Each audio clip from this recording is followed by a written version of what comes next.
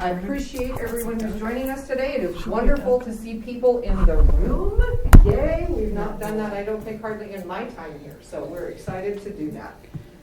Budget hearings, and I know that there are a lot of folks who will make remarks, so I will keep mine very brief, but just to welcome everyone and to share that we've made a few changes in our budget process that Sean, I'm sure, will talk about when it comes time to treasurer remarks, to try to really hone in on what are absolutely necessary expenses and to help, I think, commissioners understand the budget better along with our department heads. And we are moving forward to try to be as efficient and effective as we can be. So I look forward to Sean sharing a little bit about that with us. Okay, the first thing that we have, I think, is the appointment of our budget committee chair. So I believe that at this time we would take nominations for budget committee chair. I nominate Doug Olson, our experienced facilitator, if he's willing to serve another year. So I have a motion and a second. I do believe, Doug, we will give you a chance to share if you are willing to serve for another year. I will do at least one more year, this year being that year. After that, who knows? But yes, I will this year. Thank you. Okay, 1 year at a time. So I have a motion and a second. I do believe we would take a vote. All of those in favor, please signify by saying aye. Aye. Aye.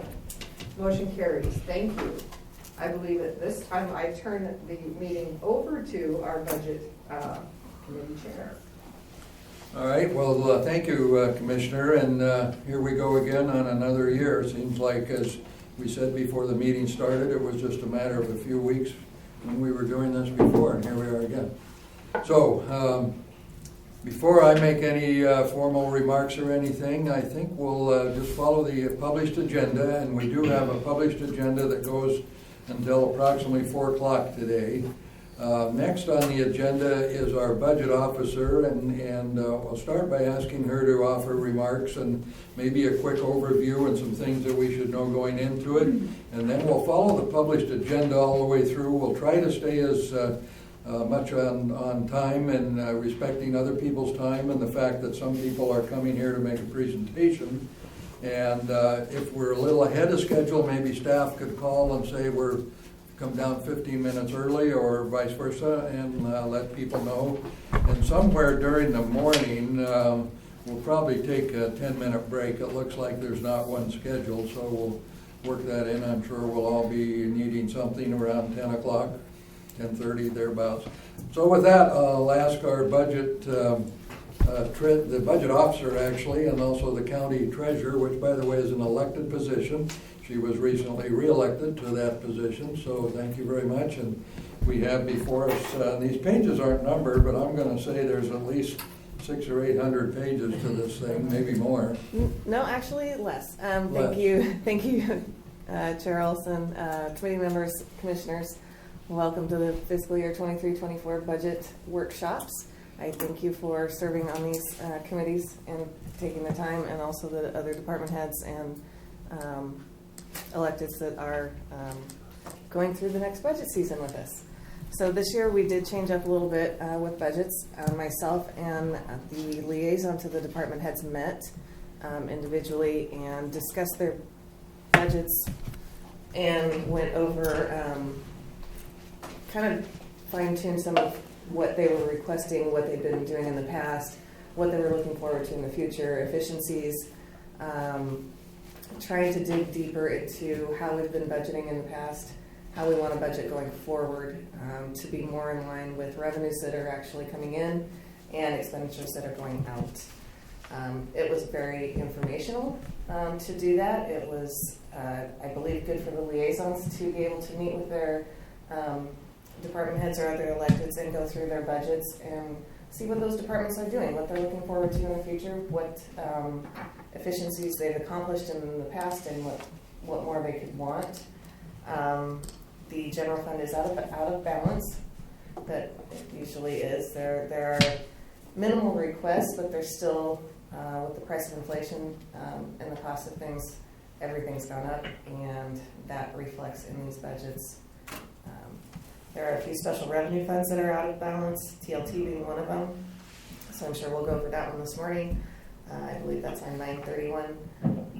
We have managed to retain employees Thankfully, they're not on a revolving door over the last 6 months, and I think the good portion of that is due to our new HR director that we have. I'm very thankful that she came on in November, and she's been doing a wonderful job. Somebody's not muted. Oh, thank you, Sean. I guess I will remind people to mute themselves when they do call into the meeting. And I lost my thought. Sorry. That's okay. I was on the HR director. Anyway, it's been wonderful not having that turnover. I think we were 70 employees last fiscal year that we turned over, last calendar year that we turned over, and so far we're only up to like 6 this year. So very positive news that way. Most departments are up to staff. There are a few that are still short.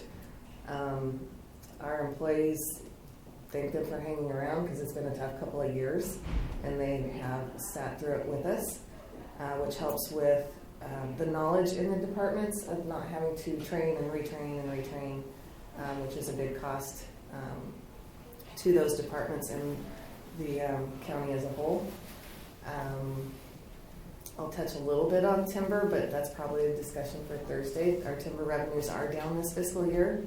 I have one more quarter to come in, and I won't know what that is until the end of April. I did get ODF's projections, and I don't know who's doing the projections at ODF, but they need to reevaluate how they're doing that, because it's actually higher than the projections they sent me last year. And based on those and what we've received, I cannot agree with what they sent. I would love for them to prove me wrong, and so this time next year I could say, yep, they actually came in as projected, and if they do, I would be extremely happy. The timber revenue is very volatile. There's the HCP and the implementation plan going through. I did sit in on a state forestry advisory committee meeting last Friday, and I was really surprised they went around and did introductions, and when I had to introduce myself, so it's just on my, I heard this "oh" in the background, and I'm pretty sure it was in the meeting. I'm not sure who it was, but I don't think they expected somebody, somebody who deals with the timber revenue coming in, has to base their budget on it, has to tell departments yes or no based on those funds coming in, whether or not we can afford what it is their requests are, to be listening to that meeting. And I was just there, informational, that's perfectly acceptable. What else is there? It's been busy this year. The commissioners have been busy out in the legislature working on some of those bills that are going through that can affect our county and revenues coming in. So I am thankful that they are doing that for us and for the county and for the population. Otherwise, it has just been busy for everybody. I can't say there's not anybody in this room that hasn't been working more than 8 hours in a day. Okay, well, thank you very much. Encouraging, except possibly for the timber, and I'm sure we'll spend a fair amount of time when we get to that subject. Next, some additional comments. I'm just going to start to my right here with the former mayor of Manzanita, Mike Scott, and we'll go around and I'll ask each of you if you have any opening remarks or thoughts or comments or anything for the record, and then we'll head into the agenda. So I'll, Mr. Scott. I don't believe I have any opening comments at this time. Thanks. No opening, well, a little opening comment maybe. It looks like it's going to be another challenging year with the timber revenues and inflation. I think both of those have hit the county pretty hard this past year and will continue. So it's going to be an interesting, challenging year, and I kind of think that challenge is going to continue on for a number of years.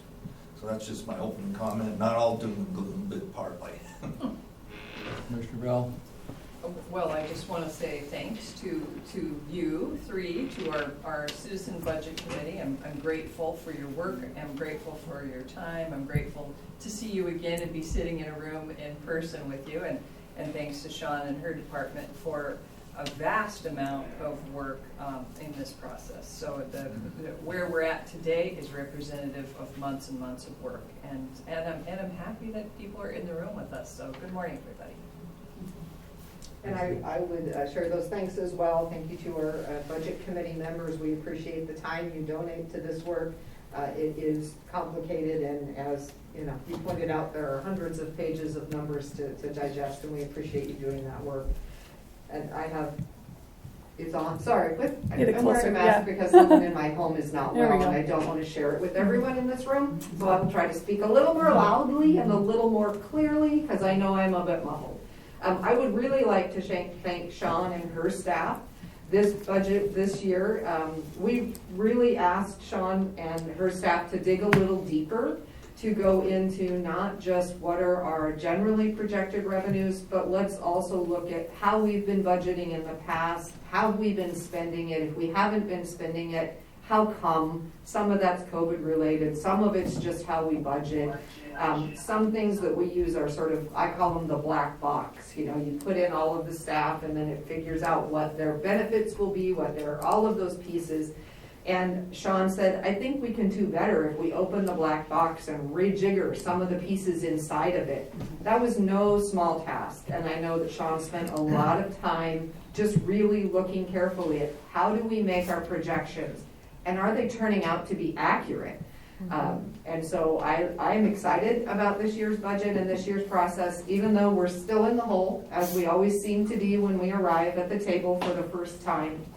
I think that we have a better budget draft than we have ever had before. And that goes to both our department heads who did dig deeper and Sean who has dug deeper. And I look forward to refining the process even more and really getting ourselves locked into something that we feel confident in, that we are budgeting accurately, but not over budgeting and making cut space that we don't need, that are just because somewhere in the budget we had an overestimation. So I think this is a really good year moving forward. So I want to thank everyone for that work. Thank you, Mr. Chair. Thank you, Madam Chair. I want to give everyone a little primer on forestry issues. This is something that is important to this county and all of our special districts. Matter of fact, last evening I did address the Nate County School Board on potential revenues coming forward over the next several years. So as you know, I've been working on timber issues since I came here, and this is. We continue to argue with the Department of Forestry and the Board of Forestry. The Habitat Conservation Plan has been one of the major things that we continue to work on, and it's not going in the direction that I would like to see it go. It is not. It's unfortunate. So just to give you a brief summary of what's going on, in October of 2018, the department issued a business case analysis for the HCP, the Habitat Conservation Plan. That was to get a thumbs up from the Board of Forestry to continue work on the HCP, the Habitat Conservation Plan. And the business case analysis that they presented predicted there would be somewhere between 250 to 265 million board feet of timber harvest per year. They got the thumbs up from the Board of Forestry to continue work. Work in earnest started on the HCP, working with what we call the services, NOAA Fisheries and U.S. Fish and Wildlife.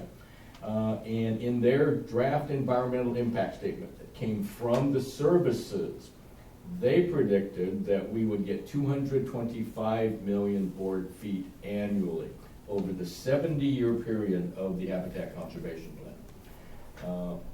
Council of Forest Trust Land Counties continued to argue against the numbers that they were putting out to no avail. Just this last January, the department released interim IPs, implementation plans, covering the next 2 years of timber harvest. Those implementation plans show us receiving 165 to 173 million board feet on average. If you compare the IPs to the original business case analysis, that's about a 32% reduction in timber harvest. If you compare that to the DEIS coming out of the services, that's a 23 to 24% decrease in timber harvest. So these are numbers that we have to be very concerned about moving forward. And I'll be very honest with you, this may not hit us drastically this year or next year. Because as you know, once a timber sale has been made, these timber companies have 3 years to harvest that. And so we do have a backlog of timber up in the forest, which will be cut eventually. Although log prices are down right now, they purchased, and so over the past year or two, they purchased that timber at a very high price. So does it make sense? Do we think they're going to harvest that expensive timber when log prices are down right now? Anybody's guess, we don't know. But I wanted to provide this primer to everybody because this is going to be driving our budget as we continue to move forward in time. Not a very happy scenario indeed, not the end of the world. I concur with Chair Scar. I've been doing this for 7 years. You gentlemen have been doing this a lot longer than that. This is a new process. And Sean has been instrumental in this, making sure that we understood in much more detail than we have in the past exactly what our budget is, how it works, the things that are in our budget. I think the commissioners especially have a very clear idea of what's going on moving forward. And one of the things we need to be concerned about with timber revenue, as you all know, timber revenue is cyclical. It just bounces up and down, up and down. We need to try to level that. So what does that mean? In the good years, maybe we take some of that money, don't spend it, put it aside, so that we have that money to spend in the years when timber revenue is down. That cycle, one of the things I'm concerned about is that cycle, unfortunately, instead of being up here, that cycle is going to continue, but it will be down here. So just moving forward, I just wanted to provide that primer to everyone to make sure you understood exactly what the challenges may be going forward with timber revenue. So thank you for that opportunity. Commissioner, would you add one thing to that for benefit of people who may not understand the bigger picture? The timber revenues are not just county, as you pointed out to the Neoconi School Board. There are a number of other districts that depend on that as well. So just for the record, could you give another paragraph or so on other districts? Absolutely. So people think when they see our timber revenue receipts coming from the state every year, wow, what is Tillamook County doing with all this money? Tillamook County itself only keeps about 20% of the timber revenue that we receive from the state forest lands. The other 80% immediately, Sean writes checks immediately, going out to 20 special districts in Tillamook County. They are the major beneficiary of our timber revenue. School districts being the largest, and Neoconi, I believe, is probably the largest recipient of timber revenue. It toss up between School District 9 and Neoconi, yeah. The two school districts, Yes. Agreed. Thank you for that. So again, my story last night to the Neoconi School Board was, you may not be in trouble this year, but looking forward, you should start budgeting now, because we don't know what's really going to happen with this timber revenue. The exact same thing is going to happen to the Department of Forestry, and they're going to be short roughly over 30% of their timber revenue, and the Department of Forestry gets 37% of all timber revenue coming off state forests. The other 63% comes to the county and special districts. So they're going to be the department is going to have their hand out, not this biennium, but next biennium for a bailout. And I'm approaching all of the members of Ways and Means right now, telling them this exact story. I don't want the legislature in the next biennium to say, oh my God, what's happening to the Department of Forestry? Yes, we need to fund them. I'm telling them the story now so that they can start to apply pressure to the Department of Forestry. So, thank you, Mr. Chairman. Thank you, Commissioner. Can I make just one follow-up on the timber? So this is the teaser also, we'll talk more about this on Thursday, but what you will see is an attempt by the county to have an annual timber allocation that is based on a 15-year average, so that the projections will not be something that we are using actively in our budget to balance it, but rather we will be looking at that 15-year average. The Budget Committee and the county has already been building what we call the Revenue Stabilization Fund, which is intended to help us in years when the timber revenue is not what we expected. And the plan is to use that funding as needed on the down years and to replenish it on the good years, but to begin to set an amount of timber revenue that we just use each year absent the projection. We know the projection is there, we are not confident in using it, but we have our history with which to rely. So we'll talk more about that on Thursday and what the actual mechanism that Sean will use and how that will function. But the intention is to set an amount that will be the same with slight growth from year to year, to keep us off of that roller coaster in our own operations, which has both good sides and bad sides. The good side is that we hope to get away from a place where we have to do layoffs and or furloughs at any point, until we've had 4 really bad timber years or so. But also it means that in the years when we're getting more timber revenue, we will not be growing our departments and growing our services on revenue that is not sustainable. So there's a little different philosophical shift we'll talk more about on Thursday. Yes. Could you give us an update, David, on the lawsuit that was hanging out there for years with the counties against the forestry department? I believe that was overturned on appeal. Is that dead now? It is, if you're talking about Lynn County class action lawsuit. Yeah. In Lynn County, that was a almost unanimous decision by the jury in favor of the trust counties. It went to the Oregon Court of Appeals after 2 years, and they overturned the jury verdict. We, of course, appealed it to the Oregon Supreme Court. The Oregon Supreme Court failed to take it up. Oregon Court of Appeals and Oregon Supreme Court in the past have been very reluctant to overturn a jury verdict. Very good reason. Today, that's no longer the case. We feel that was pretty much a very political decision made by the Oregon Supreme Court to not even take up our appeal. So yes, that unfortunately is dead at this point. Okay, thank you. Okay, well, thank you all, and I guess with respect to timber revenues, we'll find out by the end of the week what the new normal is.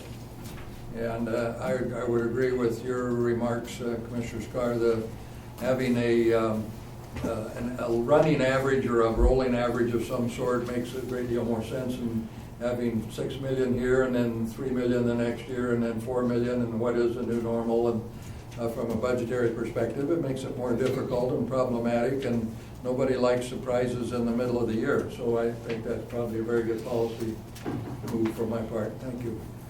Okay, anything else from any of the 6 of us before we start on the scheduled agenda? We're slightly ahead of time, but we'll find a way to mess that up. Okay, starting with DCVA, our visitors group, and I see we've got some of the key people here, and recognize Valerie Folkema. You're chair of this group now, correct? Correct. So, and just for the record, Valerie and I are both sit on the Tillamook PUD board, and so we have other interests, and I know over the course of the next few days, we'll see a lot of familiar faces and people who serve one organization or another or several before us. So with that, I'll turn it over to Nan, and however you want to proceed. Do you have some visual aids for us, I hope?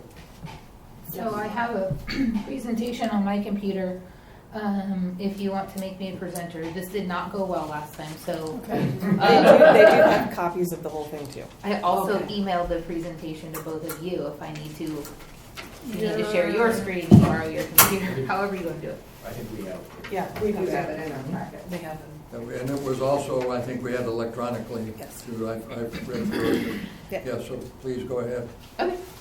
I will just introduce, I'm Nan Devlin, Executive Director for Tillamook Coast Visitors Association, and Amy Blackburn, our Deputy Director, who manages our finances and grants, and many other things, and Val Folkema, who is our Board Chair. Glad to be here. Thank you. Thanks for having us. All right, so Amy's going to start, and we'll ask questions as we go along. Look at that. Technology worked for us today. Nice. For people who are online. Okay, so we've been doing this for a few years now, so you're probably familiar with who we are. But we are a Tillamook Coast Visitors Association. We are governed by a 12-member board, 10 voting members. And as you know, Val's here as our board chair. And currently we've got 3 people working in our organization. Nan, myself, and then Dan, who's our Trails and Outdoor Recreation Manager. Our vision is to aim to create year-round economic vitality with respect to community, culture, and environment. And I would like to add that those are the 3 pillars of sustainable tourism, which lead into destination management. So as your Tillamook County Destination Management Organization, our job is to bring, to collaborate with different organizations and entities throughout the county to work together to both manage the tourism and invest back into the community. And we do that by working with visitors, educating them how to behave when they're here, inviting them to come spend their money at our businesses. We work with businesses, making sure we're protecting the environment in that process so it's here for the next generation, and listening and addressing the resident sentiments for the negative things that come with tourism. So we try to highlight the good things and work on the not so good things. And then of course working with governments, not only the county, but the cities throughout Tillamook County as well. This is just an overview graph of the last several years of TLT funding overall. You can see the pandemic brought a lot of people, actually. It was a little bit unsuspected. And then 2022, we saw similar and actually an increase in TLT. So the orange line reflects what Visit Tillamook Coast's funding has been throughout the last several years. And this is just another way to look at that same graph of where our funding's at. So the way we measure our finances in several different ways. One of and what's listed in our contract with the county is coming back to show you how we are investing these TLT dollars throughout the county. So we measure those in 3 different ways: the return on relationship, return on responsibility, and then the return on reinvestment.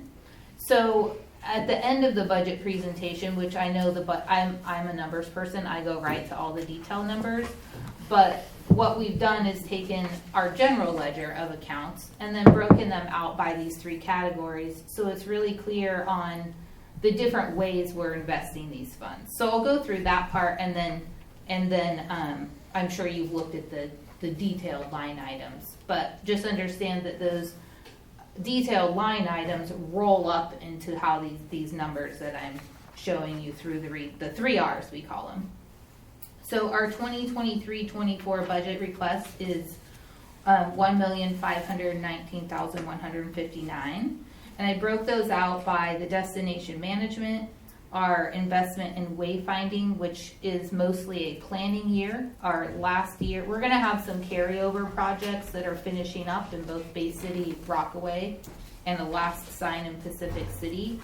But we've already allocated those funds, so that's not presented again because they're just wrap-up projects.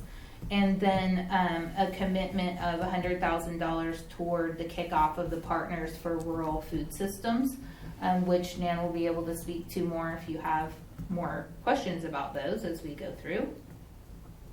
So this is just a quick overview of where we've been at the last few years for funding. You'll see our request is a little bit less than it was last year. And how we go through our budget process is sitting down, and I have nobody cares about my really detailed spreadsheet, but we go through each line item of I each do. category. Go get him, Bill. You Yeah. guys are numbers freaks. I just say that we go down in extreme detail with each program and each initiative within the program, and then my massive spreadsheet builds it up to where we came. So when we sat down and did that planning, this is the number that came out, and so we discussed, what that, we're asking for what we need, basically, is what I'm saying. And a lot of detail went into coming up with that number. So this is a representation of how the budget falls within the 3 Rs. So, and just so you know, we also take our positions, and we're proposing 5 positions in this budget, 1 new position and 1 vacancy that's being filled. So what we do is take how we spend our time and allocate the personnel among each of the categories as well. I could have given you all the slides, but I gave this presentation to my board, and then halfway through they're like, "Oh, too many slides." So just understand that in this representation, we allocate our how we spend our time. So for instance, I spend half of my time in operations on the back end of things. Nan spends her time relatively throughout all of them. Dan spends most of his time in the return on responsibility that trails and outdoor accessibility field. So just understand that's how it comes through. We've got about 22% in reinvestment, 25% in responsibility, and 39.6% in the relationship category. I'll tell you what those mean moving forward. And I'll also mention to you that operations at 13% is 1/3 of industry standard. Is most destination marketing organizations, management organizations have a 37% operational budget. So our operational is, like we just mentioned, is 13%. This graph shows a breakdown of what that is. About 30% of is personnel, with allocation between mostly heavily me and a little bit of Nan. And then just the regular operational things that go in running with an organization. This is the more fun part. So our return on relationship, what we're trying to do under that category is we build relationships with community, citizens, businesses, nonprofits, and workforce who benefit from our activities and support. So we support training, grants, and sponsorships for groups who have relationships with and are intentionally integrated with our stakeholders to understand and respond to their needs. In return, we receive a return on relationship with increased capacity for tourism services and a stronger local economy. So through that return on relationship, we've got 4 initiatives, which are community development, culinary and agritourism, cultural heritage and arts, and the industry support and communications. So also what we do in the budget process is even if there's not a dollar amount in our budget assigned to it, we're tracking what our key initiatives are and how we're spending our time. So within that, we've got a personnel allocation, the industry support and communications, the cultural heritage and arts, and the culinary agritourism. So these charts are, this reflects about 40% of our budget, and this part allocates the monetary portion of allocating a salary, but this graph doesn't represent how much time. So where cultural heritage and arts gets a tiny little sliver of the pie, that personnel time is being put into working with cultural heritage organizations and to help build our relationships with what they're doing. So it's just something to point out there. The graphs represent actual dollars, but there's a time piece involved too. So the Culinary and Agritourism Initiative has the investment for the Partners for Rural Food Systems to get kicked off. We match a rural opportunity grant with Business Oregon. Is that Business Oregon? Yeah. And then our North Coast Food Trail, which is in its sixth year with 80-something members. 83 members, and they all survived COVID, every one of them. So in our industry and industry support and communications, it's majority the community grants. And then we do community training and other programs. We're looking to revamp Guest Service Gold to help our businesses train their employees to take care of visitors and residents alike that come into their businesses. We're also looking to start a Pro Start program in the high schools. And that is a 1 or 2 year program for juniors and seniors, teaching them business management, customer service skills, and culinary skills. And we have 2 experts in that live here in Tillamook County. The community development projects include managing, I work with you all to manage the TLT tours and facilities grants. I will say my new process worked. It automatically sent out all the reminders to send their quarterly reports while I was at a conference. It was great. Now my inbox is full of all the reports for facilities grants. We also facilitate destination management plans and help work with Sarah with the short-term vacation rental committee when they have questions, and manage signage grants. And then we also, in the cultural heritage and arts, we're working on designating the city of Tillamook as an arts district, working with Tillamook Coast History Alliance, and developing communications calendars for cultural storylines. And we also have the Quilt Trail. The responsibility piece is 25% of our budget. And in this category, where we support projects that emphasize environmental and cultural stewardship, so we maximize the benefits of tourism while mitigating the negatives. And we care about educating visitors to care for our environment. And in return, the natural and cultural heritage and economic resources are enjoyed by both locals and visitors long into the future. Under these, our key initiatives under this hat is destination development, public safety messaging, stewardship of natural environment, and trails and outdoor recreation. And I would like to say the destination development, a lot of that is working with the cities and the communities, the people in those cities, to develop their own community and destination management plan. We've done that for Rockaway, Garibaldi, Bay City. We just wrapped up Manzanita, and we're about to start Cape Mears, Oceanside, and Rockaway wants to redo theirs because they finished all the projects. So we're back to that. So the destination development is generally wayfinding in this category. So working on Cloverdale wayfinding signage and a plan for the city of Manzanita. And the stewardship of natural environment also has some signage in it with Netarts Bay interpretive signage. And then also working on putting out interpretive guide trainings. We did a train the trainer event a few years ago, and I think we have 5 trainers in the county. We have 12 trainers of certified interpretive guides that we trained 2 weeks before COVID. And then last March, we did Train the Trainers, which was another 10 people that can train people throughout the county on interpretive guiding. Under the trails and outdoor recreation, a majority of that this year is a pilot project called Tillamook Coast Volunteers Adventures.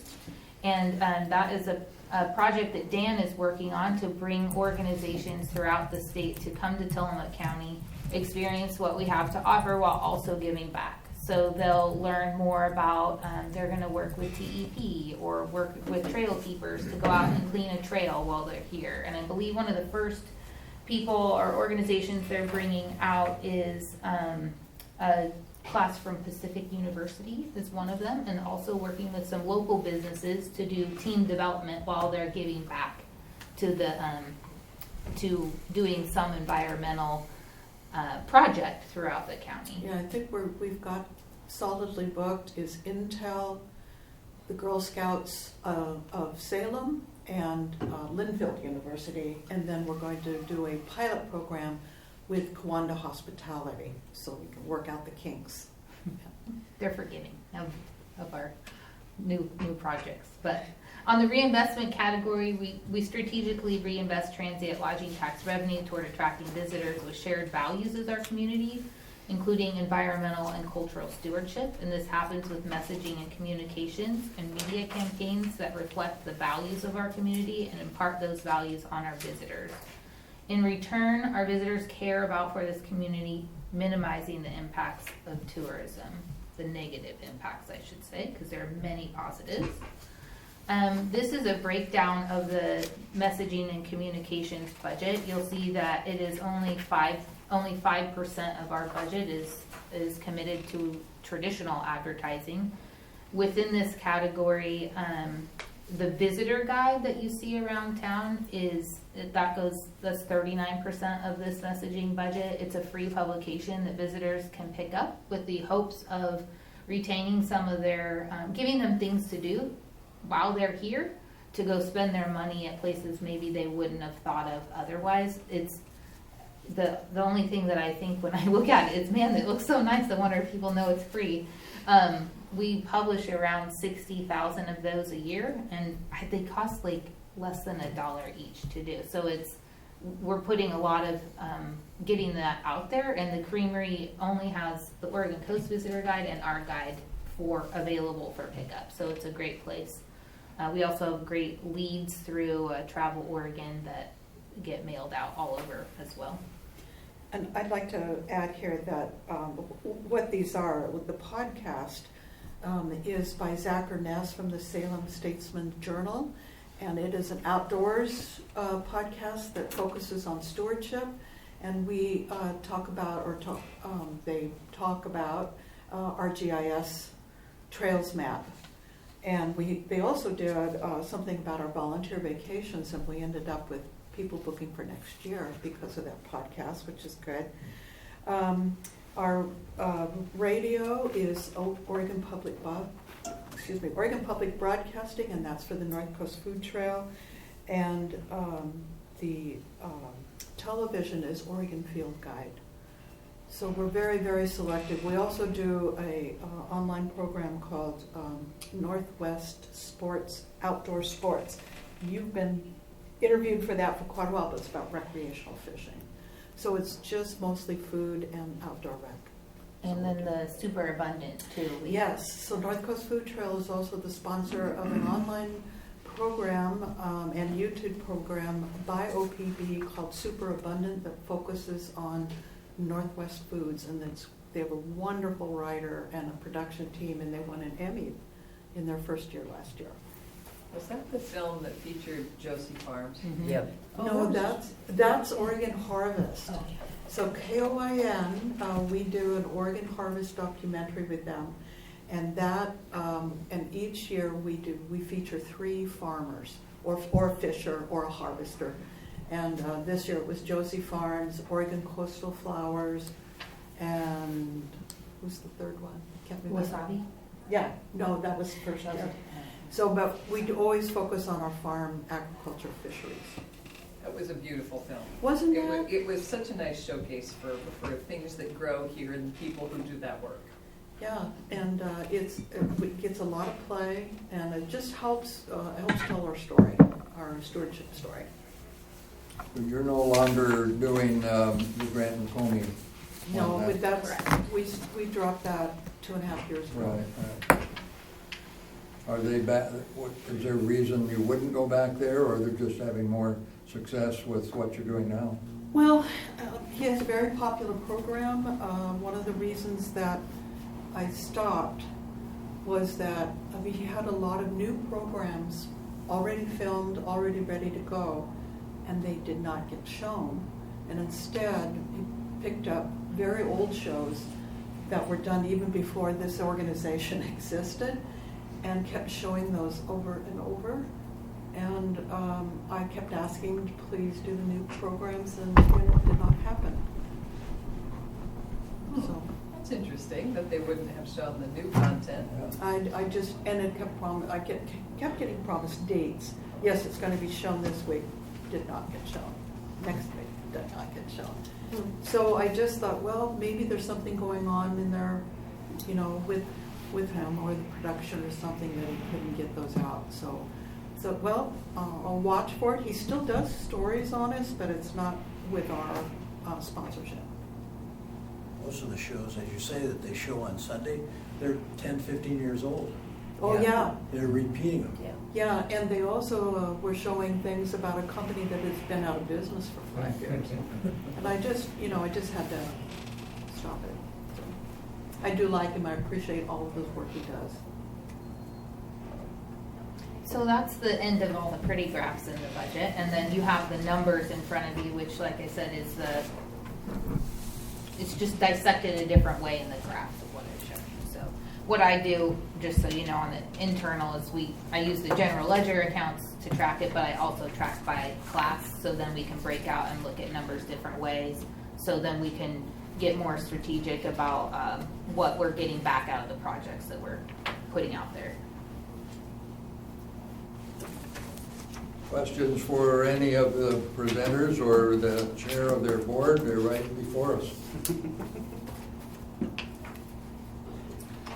Well, I'll make one comment. I've watched this program since it started, and back when the voters passed the TLT in 2013, I think it was, and three of the six of us, Commissioner Yamamoto and then Commissioner Bardline and myself, were part of the group that really worked hard to get the ballot measure before the voters to institute a room tax in unincorporated areas. And we based it on an extrapolation from the 1% back then.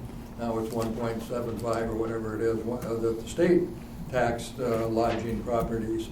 And so we said, well, we think we can raise 1.4 million, maybe 1.5, something like that. And it turns out right now we're at the $8 million threshold, give or take. And so I can't recall a program anywhere in all my years of doing this stuff, and even when I worked elsewhere, of a program that's come on and gone up by hundreds of percentage in a relatively short period of time, and is now, I believe, the second largest component of our roads budget, if I'm not mistaken.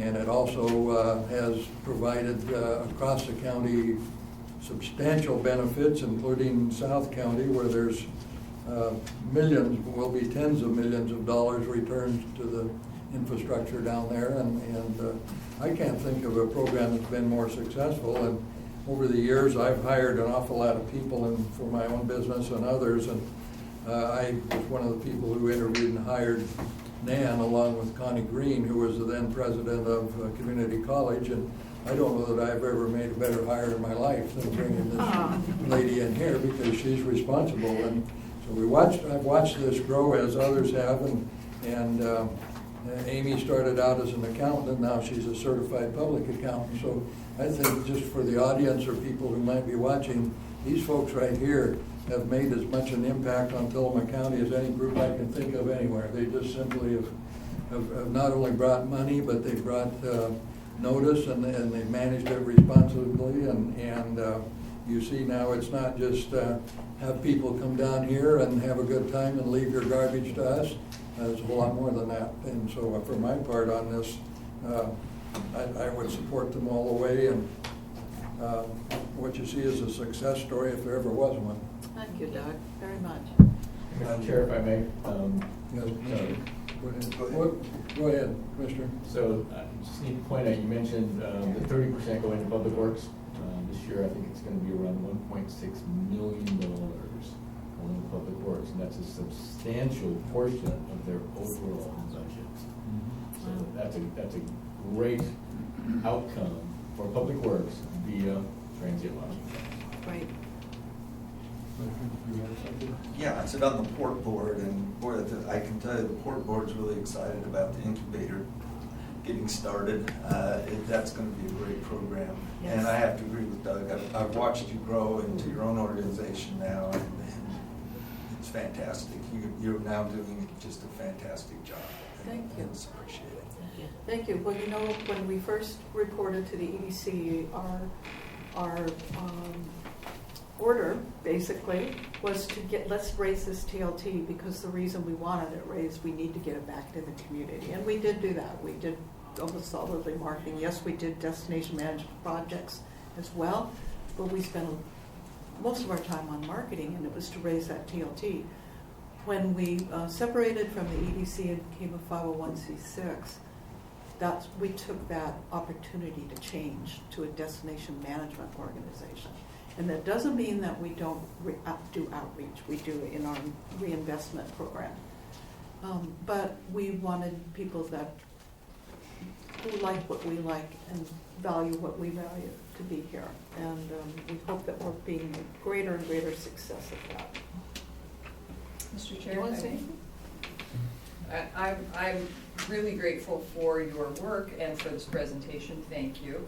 I've seen the presentation a couple times. I've had a chance to dig into the numbers with Nan, and I support the budget.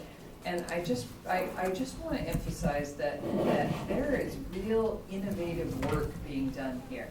There's the development of destination marketing as a model is unique to our community. And Nan was here recently and shared with us that she presented at, is it George Washington University? Yeah. Yeah, and they came to her and said, wow, we've been looking for an organization that's actually doing destination marketing because other people are talking, or destination management rather, because other people are talking about it, but nobody's actually doing it. And my experience with this organization is that every single thing we've asked them to do, they've done in spades. They've done extraordinarily well. And there are just innovative, amazing things coming out of this, including revenue, desperately needed revenue to Public Works. You know, and I remember when that promise was made in 2014, you know, if you vote for this 30% will go to Public Works and we'll fill some potholes, you know, and that is working. And all kinds of other things are working too. It's really, it's heartening to see how well this is going. So thank you all. Thanks to the board. Thanks everyone for your work. I was just going to say that we have an exemplary staff, and while we're a young organization and going to see some growing pains and whatnot, can you all hear me? Yeah. Very good, okay. Then I just have to take a minute and recognize our staff, because if we did not have them, we would not be able to do this responsibility back into reinvestment into the county. And most of you know that I worked really hard to get tourism at the table with decision making, and knew that there was resources there that the county was foregoing and had to be changed up. Candidly, when I look around the country and around the world about visitors and the overcrowding or otherwise lack of resources for those visitor destinations, our reaction or otherwise change in destination management is appropriate for the kind of tourism we want to see in that regard, as far as destination and having the resources and assets, i.e. trails, bathrooms, just a simple foundational stuff that keeps the communication and the relationship between the visitors and the residents at least at a level playing field, which is huge. So I just have to say that. I would like to say one thing too about this quarter, about January, February, March. We had horrible weather. Well, depends on your opinion on what horrible weather is. But for visitors, it was very hard for them to get here. And so we were down, I have these little, I call them my lighthouse accounts, that I call the hotels and find out how's your occupancy, this, you know.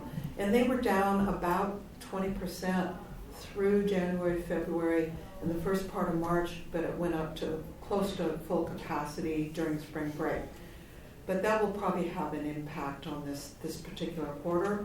But also, who wants to travel by air anymore? I mean, it's so expensive, it's uncomfortable, tons of cancellations. We will still be getting the drive market here.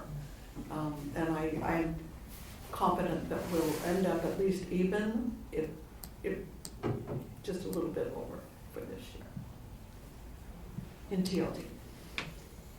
All right, any other questions for these people? You got the right people in the room, so now would be the time. Mr. Chair, if I may, no questions, just also commendations. I mean, this is an amazing organization. I'm a firm believer that in order to get things done in our community, we need to have someone whose job it is to do them. And the county cannot have every single one of those jobs if we're going to get things done. And by having this organization in our community, there are so many amazing projects being completed, resources being brought to the table. And you have the experts in the area that we need. So I'm very thankful for the work you do. I feel like this investment of our TLT is absolutely the right investment. So thank you for that. Thank you. Thank you for having us, board. I appreciate it very much. All right, thank you very much. Thank Uh, you. Thank you. We know what the totals are, and it looks to me like you've got the support here, so we shall see. Thank you. Keegan worked on my business the other day. All right, we're 6 minutes ahead of schedule, if you can believe that. So now we'll go to TLT, which is in some ways an extension of what we've just heard, because that's where the money comes from. And we'll turn it over to Rachel. And Sean's gonna pull up some spreadsheets.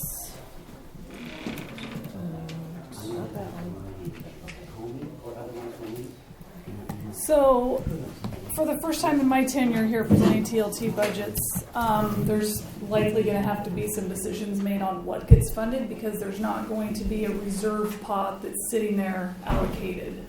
We are going to be allocating everything for TLT just because of all the asks. We can talk about that today or on Thursday. I will be remote Thursday, or we can have those discussions in May when we get the next quarter revenues. So just to set a precursor there. So all of the TLT funds that the county gets goes into Fund 111 first, and then it's distributed from there. It's not letting me show. It's not letting me share my screen. Let's try this.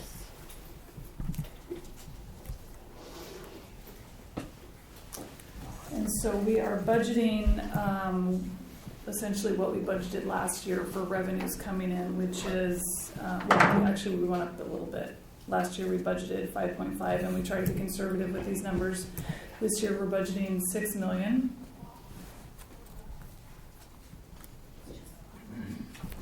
I did that to me too, Sean.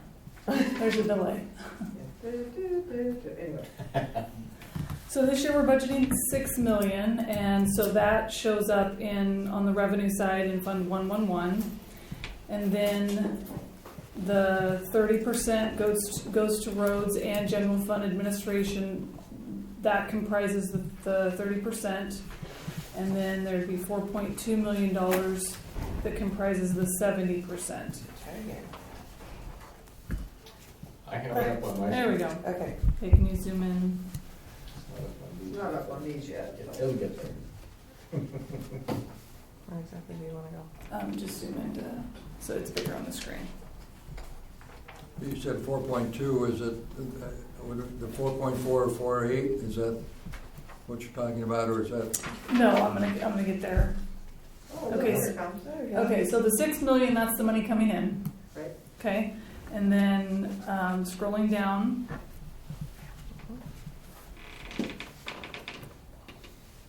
I zoomed in. I want to go a little bigger on the screen. That's gonna go just a little bit. Oops, sorry. Oh, transfer, yeah, go to the transfers out. Okay, so the transfers out. So the 30% is comprised of the 1.6 to roads, the transfer to the roads fund, and the 160,000 for general fund administration. So that's my time, treasurer's office time, and community development time, managing anything to do with TLT we can recoup out of here.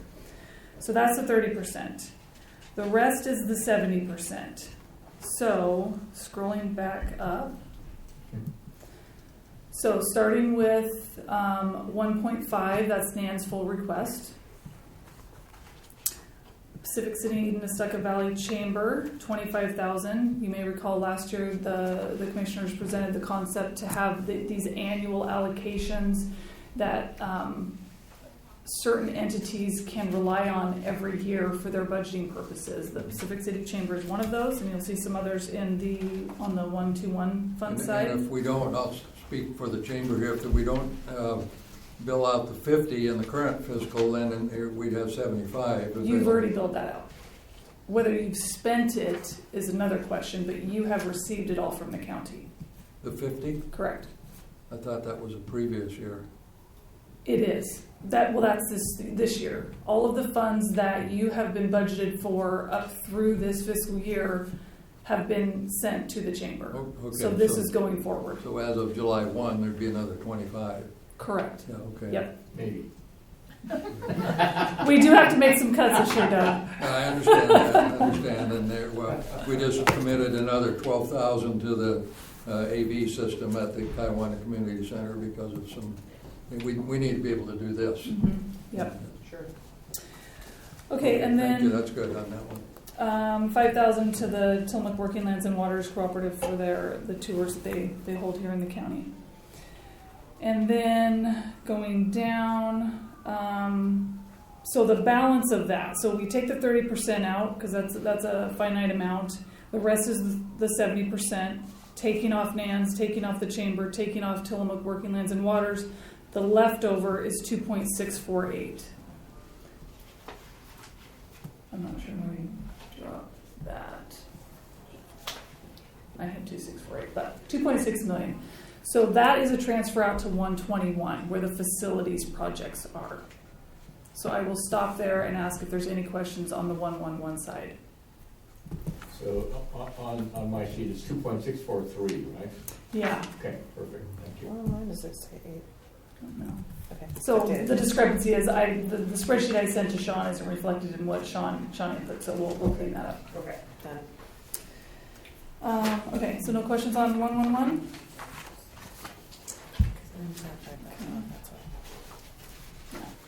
Okay, so we're on 121. No questions so far, so Okay. keep going. She's gonna pull up 121 here.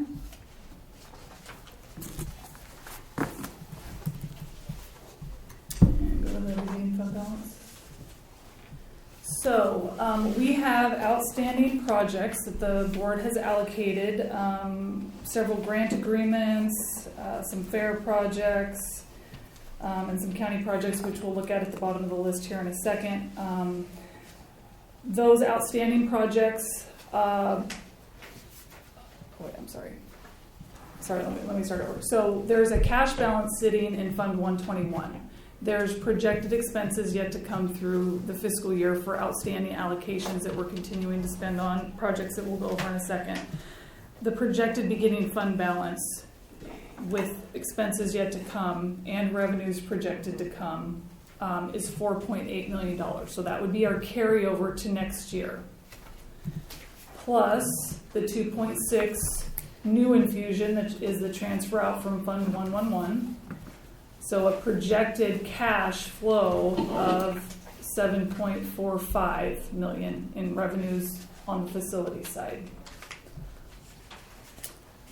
So then scrolling down, okay, so then we have the 2.7 of allocated projects, 10,000 for land acquisition. That is a placeholder for some properties that the county is still trying to acquire that the Jensen property in Pacific City surrounds.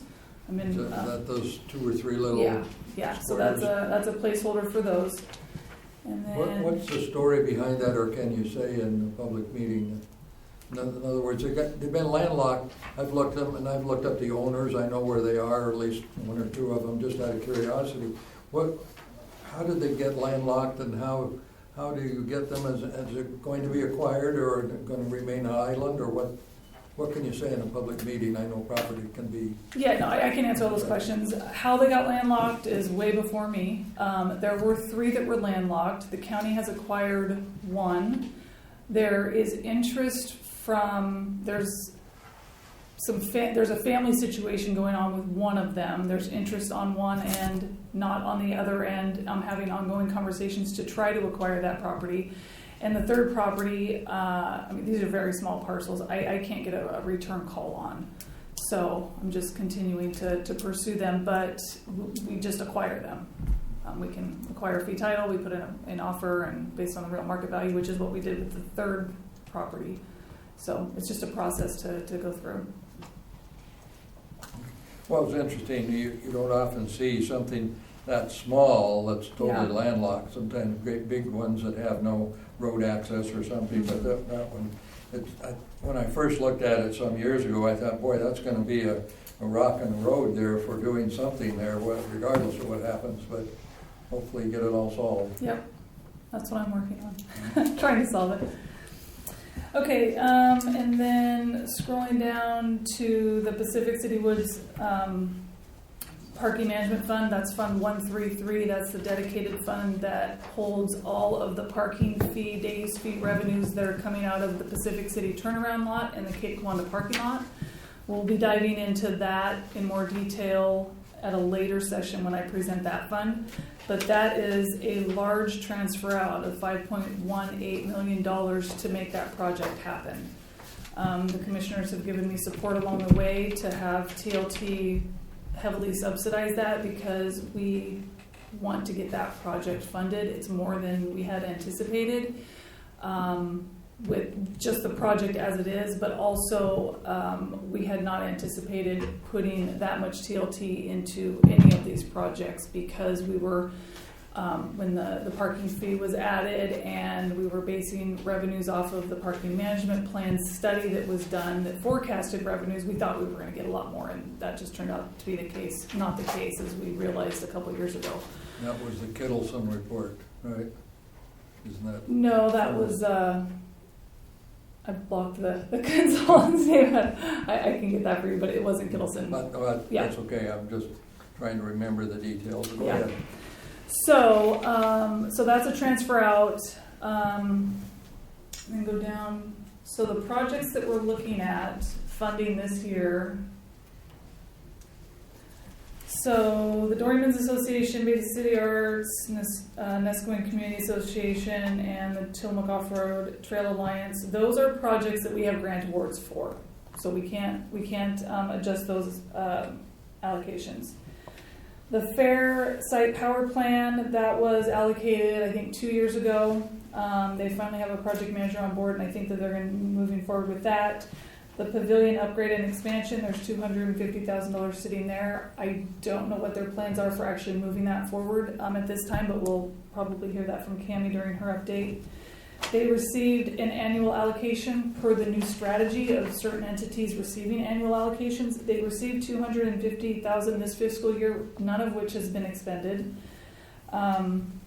The 2022 community grant program that Visit Tillamook Coast is now administering on behalf of the county has been approved, allocated, grant agreements moving forward, but the money has yet to be transferred. And so just for ease of paperwork, that funding from this fiscal year's grant program will go into next year's Visit Tillamook Coast agreement. So if you give them 1.5 or whatever that ends up being, we would add on the 515, but that's a number that we need to carry over into next fiscal year. Rachel, sorry to interrupt, but you're missing a zero, and it's a big zero on one? this one. Oh, On what?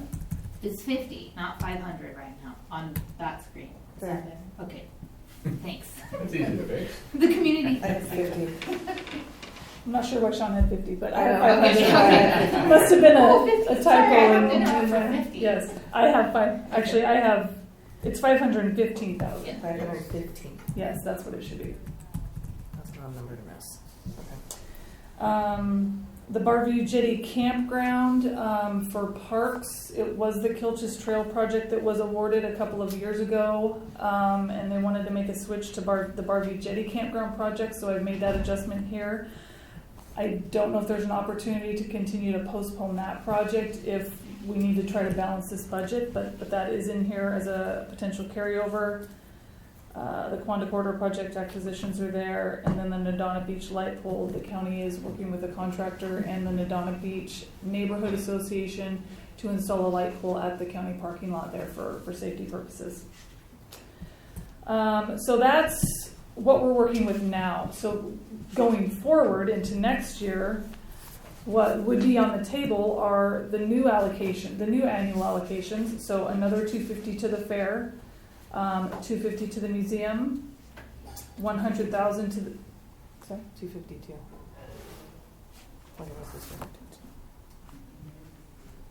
252 to the museum, 100,000 to the Salmonberry Trail Foundation, 500,000 to the 2023 community grant program. That's also another place that if we have to balance the budget, that could be reduced.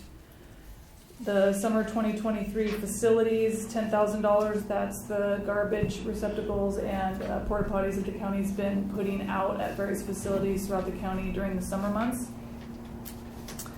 And then you see the breakdown of the Cape Kiwanda Corridor project costs, which equate to the $5.1 million. So this budget is out of balance by $479,000. I've suggested a few ways that we may be able to balance it. Revenues may also increase, but we don't know until we get into the fiscal year. So to move forward with some projects, not knowing if we have the money for it, I don't know if we'd want to do that. And there could also be a consideration for reducing some of the Visit Tillamook Coast budget, which I don't know what items that would be, but it is a large budget with potentially some specific items that could be pulled out, whether we're looking at one wayfinding project or I'm not sure, but just some ideas to put on the table. Because I know there's a lot of assumptions built in here, and I know Sean needs to have a balanced budget, and that 479 in May will have to be zeroed out. Since we have Nan and Amy in the room, I'll ask you guys to think, you don't have to say right now, but to think about if there was some piece of your budget that was optional that you could pull from this year, please let us know, because you're best positioned to know what you might not need. Not suggesting there's anything in there you don't need, but you I was don't. gonna say, well, that's not really how we. Yeah. What does Rachel have? You might be able to postpone. This isn't Rachel's budget. Rachel's reflecting what the board wants to. Yeah. Which would be my comment back Yeah. to you too. It's that we are in this together. So it's what is the best strategy to move Tillamook County forward. So to me, that's a we conversation, not just that we're here to support the county and how we want to move tourism forward, and that includes facilities investment, in my opinion. So I think it's a bigger conversation of what's the strategy versus what's the line item. Mr. Chair, so we're putting $10 million in Pacific City this year? Is that correct? I'm doing double duty on the cameras here.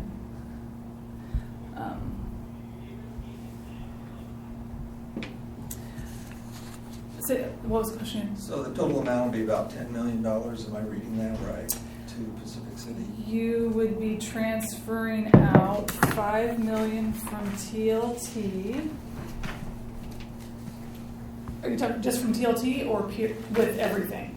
With everything, the TLT, what's coming out of TLT to go to Pacific City? In other words, I saw 5.1 plus the PC chamber plus, there's a couple outstanding projects. We've got 75 to Torta, 54 to the Doryman's Association, and then any project grants that might come out of Nan and I Amy's. think you're counting the 5 twice. I think so Okay, too. yeah, I did. Yeah. So I guess my bigger question is, what's the total cost for Pacific City going to be? And should we be looking at borrowing the money and paying it out of TLT? Would that free up more funds? Yes, you absolutely can do that. PC, tens of millions of dollars. The parking lot, I mean, we're over